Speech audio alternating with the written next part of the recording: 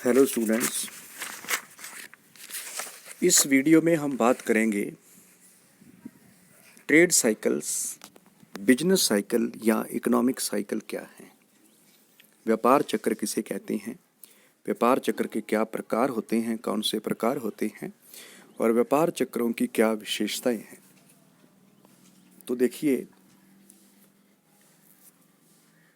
इस संसार में कोई भी वस्तु स्थिर नहीं है। कहा जाता है कि संसार परिवर्तनशील है और परिवर्तनशील संसार का नियम है। यदि हम अर्थशास्त्र के संदर्भ में बात करें तो समस्त आर्थिक चरें, चाहे उत्पादन, रोजगार हो, राष्ट्रीय आय हो, कीमत हो, किसी की मात्रा स्थिर नहीं है। ये सब आर्थिक चरें समय के साथ साथ परिवर्तित होती रहती हैं। इस प्रकार समय के साथ साथ आर्थिक क्रियाओं जैसे उत्पादन, रोजगार, राष्ट्रीय आय, प्रति व्यक्ति आय, सामान्य कीमत स्तर इत्यादि में होने वाले उतार चढ़ावों के दौर को व्यापार चक्र कहते हैं। भले हम राष्ट्रीय आय को ले लें, हम उत्पादन की दृष्टि से भी व्यापार चक्र को समझा सकते हैं। हमें कीमत को ले लें, सामान्य कीमत स्तर में होने वाले उतार चढ़ावों को व्यापार चक्र कहते हैं। हम ये भी कह सकते हैं कि राष्ट्रीय आय में होने वाले उतार चढ़ावों के दौर को व्यापार चक्र कहते हैं। दूसरे शब्दों में तेजी या मंदी के योग को व्यापार चक्र कह सकते हैं। ऐसा कीन्स ने कहा है। नीचे इसकी डेफिनेशन देखिए। एक व्यापार चक्र बढ़ती हुई कीमतों तथा कम प्रतिशत बेरोजगारी वाले अच्छे व्यापार के समय, देखो किन्स ने दो प्रकार का समय माना है, एक अच्छे व्यापार का समय और एक बुरे व्यापार का समय। अच्छे व्यापार का समय कौन सा है? जब कीमतें बढ़ रही हों लेकिन बेरोजगारी कम हो रही हो, क्योंकि जब कीमतें बढ़ती हैं तेजी का दौर होता है। ऐसी स्थिति में मांग बढ़ने से कीमतें बढ़ रही होती हैं, उत्पादक वर्ग बहुत प्रोत्साहित होता है और उससे ज़्यादा लोगों को रोजगार मिलता है, बेरोजगारी में कमी आती है। उसे हम एक व्यापार का अच्छा दौर कहते हैं। दूसरा है एक समय के पश्चात बेरोजगारी की ऊंची दर और गिरती कीमतें। इसके बाद ऐसा दौर भी आता है कि धीरे धीरे कीमतें गिरनी शुरू हो जाती हैं, मांग कम होने लगती है, कीमतें गिरती हैं तो उत्पादक वर्ग हतोत्साहित होने लगता है। वो लोगों को जो रोजगार में लगे हैं उनको कम करना शुरू कर देता है, क्योंकि उनका माल बिकना बंद हो जाता है। तो क्या आ जाएगी, अर्थव्यवस्था में बेरोजगारी का दौर आता है। तो इसी दौर के यानी इन अवधियों के अस्तित्व को व्यापार चक्र कहते हैं, या इन्हीं से मिलकर व्यापार चक्र बनता है। तो हम यूं भी कह सकते हैं कीन्स के अनुसार कि व्यापार के अच्छे दौर और व्यापार के बुरे दौर के योग को व्यापार चक्र कहते हैं, या तेजी या मंदी के योग को व्यापार चक्र कह सकते हैं। तो ये है व्यापार चक्र। अब देखिए, हम इस डायग्राम के माध्यम से भी व्यापार चक्र की स्थिति को समझ सकते हैं। तो देखिए, ये जो लाइन है ये एक सामान्य स्थिति को दर्शाती है, या सामान्य हम कीमत स्तर भी कह सकते हैं, ले सकते हैं इसको, या जीडीपी दर ले सकते हैं। तो यदि ये सामान्य से दर ऊपर की ओर जाती है, राष्ट्रीय आय बढ़ रही है, तो इसको हम कहते हैं प्रोस्पेरिटी के बाद बूम की स्थिति आती है, अर्थव्यवस्था अपने उच्चतम स्तर पर पहुंच जाती है। उसके बाद पुनः अर्थव्यवस्था में मोड़ आता है नीचे की ओर, जिसे रिसेशन कहते हैं। अर्थव्यवस्था मंदी की ओर शुरू हो जाती है और धीरे धीरे गिरती है, यहाँ तक हम इसको रिसेशन कहेंगे। लेकिन जब अर्थव्यवस्था अपने सामान्य स्तर से भी नीचे गिरनी शुरू हो जाती है, उसको बोलते हैं डिप्रेशन या मंदी। और ये मंदी कहाँ जाकर उठती है? बिल्कुल ट्रू में। इस ट्रू के बाद पुनः ऐसी शक्तियां क्रियाशील हो जाती हैं, यहाँ सरकार का हस्तक्षेप होता है, सरकार इंटरफेरेंस करती है और ऐसे उपाय अपनाती है कि अर्थव्यवस्था में तेजी का दौर शुरू हो जाए, जिसे हम रिकवरी कहते हैं। और ये रिकवरी के बाद पुनः अर्थव्यवस्था प्रोस्पेरिटी में पहुंच जाती है।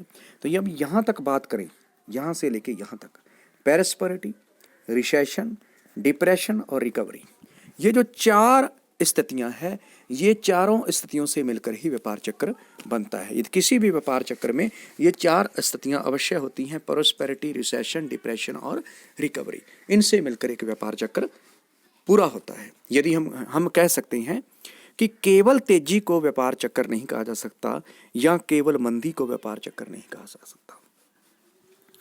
व्यापार चक्र तेजी और मंदी का योग है।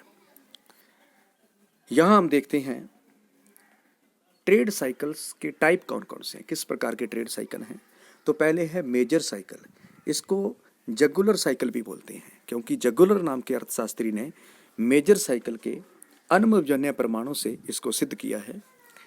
और इसका अमाउंट नहीं, अबाउट 10 ईयर्स जो है इसकी समय अवधि मानी गई है जगुलर चक्र की, जिसे मेजर चक्र कहा जाता है। दूसरा है माइनर साइकिल, या इसे किचन साइकिल भी कहा जाता है, किचन व्यापार चक्र भी कहते हैं, किचन चक्र भी कहते हैं, क्योंकि किचन नाम के अर्थशास्त्री ने इसके बारे में जो है विश्लेषण इसका किया है। और इसकी अवधि है अबाउट 40 मंथ, ना कि ईयर, यानी लगभग 2.5 से 3 वर्ष, 3 या 4 वर्ष हम कह सकते हैं, वर्ष की अवधि होती है माइनर साइकिल की। उसके बाद आता है लॉन्ग वेव्स, दीर्घकालीन लहरें इसको कहते हैं, और इसकी अवधि होती है 50 से 60 वर्ष, दीर्घकालीन व्यापार चक्र कहलाते हैं। उसके बाद है बिल्डिंग साइकिल्स की अवधि मानी गई है 15 से 20 वर्ष, लेकिन बिल्डिंग साइकिल के बारे में कोई अनुभवजन्य प्रमाण नहीं मिले हैं। तो यहाँ हमारे सामने आते हैं मुख्यतः 3 प्रकार के cycle, major cycle, minor cycle और लॉन्ग वेव्स। बिल्डिंग साइकिल्स को हम मान लेते हैं, लेकिन अधिकांश अर्थशास्त्री इनके बारे में मौन है। इसमें हम एक बात और भी समझना चाहेंगे कि व्यापार चक्र उत्पन्न होने के क्या कारण हैं। सम्पिटर ने नव परिवर्तन माना, हिक्स सैमुअल्सन ने त्वरक और गुण की अंतःक्रिया माना। बहुत सारे इसके कारण हो सकते हैं, आकस्मिक कारण भी हैं। तो अधिकांश अर्थशास्त्री आकस्मिक कारणों से उत्पन्न होने वाले व्यापार चक्र या अति दीर्घकालीन व्यापार चक्रों को व्यापार चक्र की संज्ञा नहीं देते। वो आकस्मिक रूप से तेजी या मंदी को व्यापार चक्र नहीं मानते, या बहुत लंबे समय के लिए यदि कोई जो है तेजी या मंदी का दौर आता है उसे भी व्यापार चक्र नहीं माना जाता। तो यहाँ पर मुख्य रूप से major cycle, minor cycle, long waves और बिल्डिंग साइकिल्स के रूप में हम व्यापार चक्रों को जो है इनके प्रकारों को समझ सकते हैं। उसके आगे आता है व्यापार चक्र की क्या विशेषताएं हैं, इसकी कैरेक्टरिस्टिक्स क्या हैं। तो देखिए, पहला है रेगुलर, पीरियोडिकली एंड कंटिन्यूज, मतलब व्यापार चक्र नियमित होते हैं, सामयिक होते हैं, समय के साथ बंधे होते हैं, यानी समयबद्ध उतार चढ़ाव आते हैं। उसके बाद है कंटिन्यूज, यानी सतत होते हैं, लगातार होते हैं। एक व्यापार चक्र के बाद दूसरा व्यापार चक्र आता है, तेजी के बाद मंदी आती है, मंदी के बाद तेजी आती है। यह स्थिति लगातार अर्थव्यवस्था में बनी रहती है, इसीलिए व्यापार चक्र जो है वो कंटिन्यूज, सामयिक या नियमित होते हैं। दूसरा है कम्युलेटिव, जिसे हम कहते हैं संचयी प्रवृत्ति। व्यापार चक्रों की प्रवृत्ति संचयी होती है। संचयी का मतलब है कि यदि एक बार तेजी का दौर शुरू हो गया तो ऐसी बहुत सारी आर्थिक क्रियाएं एक साथ उसी दिशा में कार्य करना शुरू कर देंगी, और इकोनॉमी तेजी में ही तेजी से तेजी और तेजी और तेजी की तरफ चलती चली जाएगी। उसके तेजी के चरणबद्ध जो उसमें विकास होता चला जाएगा, जब तक अर्थव्यवस्था अपने बूम तक नहीं पहुंच जाती। और जैसे बूम से पुनः अर्थव्यवस्था नीचे की ओर गिरती है, कुछ सुस्ती का दौर शुरू होता है, तो जैसे ही अर्थव्यवस्था में एक बार ढीलापन आता है, सुस्ती आती है, तो ऐसी विपरीत आर्थिक क्रियाएं क्रियाशील हो जाती हैं कि अर्थव्यवस्था को धीरे धीरे और मंदी और जो गिरावट आएगी उससे अगली बार और ज़्यादा गिरावट, अगले पीरियड में और ज़्यादा गिरावट, यूँ करते करते इकोनॉमी को बिल्कुल ट्रॉ में ले आएगी, मंदी के दौर में ले जाएगी। तो ये एक प्रकार से संचयी प्रवृत्ति से व्यापार चक्र में तेजी और मंदी का दौर चलता है। उसके बाद है साइंक्रोनिज्म, समकर्मिकता। समकर्मिकता का मतलब क्या है कि व्यापार चक्र एक, जिस तरह से हम पानी में एक पत्थर फेंकते हैं, उसकी लहरें उठती हैं, वेव्स दूर तक चली जाती है, केस कैंडी इफेक्ट की तरह। उसी तरह से जब एक बार व्यापार चक्र उत्पन्न होता है, तेजी या मंदी शुरू होती है, तो वो उससे कोई भी क्षेत्र छूता नहीं रहता, उसका प्रभाव सभी क्षेत्रों पर पड़ता है, चाहे वो प्राथमिक क्षेत्र है, चाहे द्वितीयक है, चाहे तृतीयक है। अभी कोविड-19 का दौर है, पहले से अर्थव्यवस्था मंदी के दौर में थी, पूरा वर्ल्ड डिप्रेशन में चला गया। तो ऐसी स्थिति में कोई भी सेक्टर ऐसा नहीं है जो तेजी में चल रहा हो, जिस पर कोविड-19 का इफेक्ट ना पड़ा हो, चाहे वो प्राइमरी सेक्टर है, एग्रीकल्चर ही क्यों ना ले ले, इस पर भी डिमांड पे इफेक्ट आ गया और कारण बन जाएंगे। गेहूँ, अन्य चीज़ों, कुछ ऐसी चीज़ें हैं जिनकी फैक्ट्रियाँ नहीं चल रही हैं, एग्रो बेस्ड जो प्रोडक्ट है उनके प्राइस गिर सकते हैं। तो मंदी हर क्षेत्र में आएगी तो हर क्षेत्र में आएगी, तेजी आएगी तो हर क्षेत्र में आएगी। इसलिए व्यापार चक्र से कोई भी सेक्टर छूता नहीं रहता। उसके बाद है यूनिवर्सल। व्यापार चक्र जो है वो यूनिवर्सल होते हैं, सार्वभौमिक होते हैं, इसकी प्रवृत्ति अंतर्राष्ट्रीय होती है।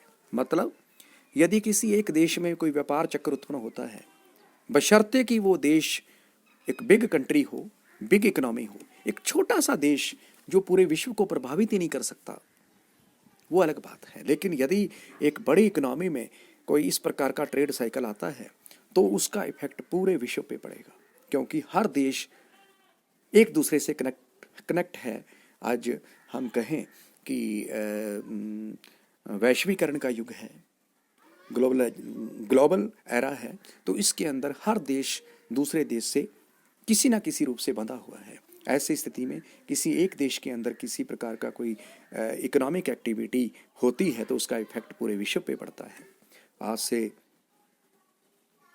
लगभग 90 वर्ष पहले 1929-30 के अंदर जो तीसा की मंदी आई, उसके अंदर भी अमेरिका के अंदर मंदी आई और पूरा वर्ल्ड में फैल गई। 2008 में अमेरिका में मंदी शुरू हुई और पूरे विश्व में फैल गई। तो जब भी कोई इस प्रकार का दौर आता है किसी एक देश के अंदर तो पूरी अर्थव्यवस्था पर उसका इफेक्ट पड़ता है। तो इस प्रकार से ये इसकी कुछ विशेषताएं हैं व्यापार चक्रों की। रेगुलर होते हैं, सामयिक हैं, सतत होते हैं, संचयी होते हैं, सहकर्मिकता होती है, सार्वभौमिक या अंतर्राष्ट्रीय प्रवृत्ति होती है। और अगली वीडियो में हम देखेंगे कि व्यापार चक्र के सिद्धांत कौन से हैं, व्यापार चक्र को कैसे नियंत्रित किया जा सकता है, इनको हम पढ़ेंगे। धन्यवाद।